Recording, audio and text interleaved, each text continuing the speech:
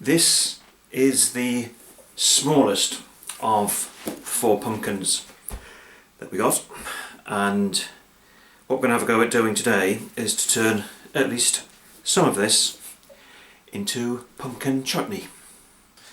Well, we have in the pan the pumpkin already chopped. Now what I'm going to do is give you the quantities as per 1.5 kilos of pumpkin, but in the pan 1.5 kilos of pumpkin chopped with 1/2 kilo of chopped apples, and we will then add to that,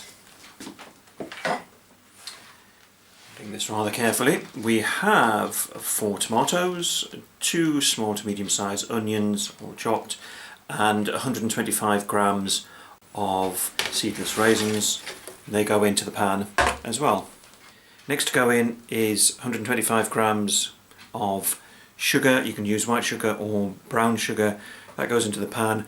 You may find it's not quite sweet enough for your taste, but check that a bit later in the cooking process. If you want it a little bit sweeter, just add a little bit more sugar in.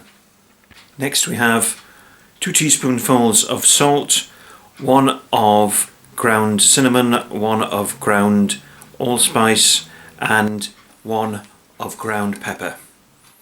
And finally 75 centilitres or 750 mils of white wine vinegar.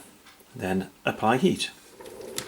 This has now been simmering away for about an hour, so still quite some way to go, and I've tested it as well and it's quite tart, so I'm going to add just a little bit of sugar. Again, it's very much to taste, but I didn't really want it to be too tart because it tastes,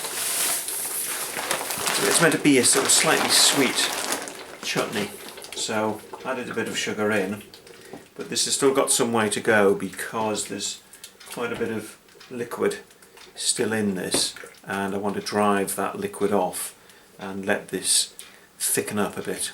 As you can see, this has now reduced down quite a bit, and it's also quite a thick sauce in it as well. So this is now ready to go into hot sterilised jars. Here we have one of the jars that we've just made. I'll put it down because it's a bit hot. So it's a good one to have with cheeses or with cold meats.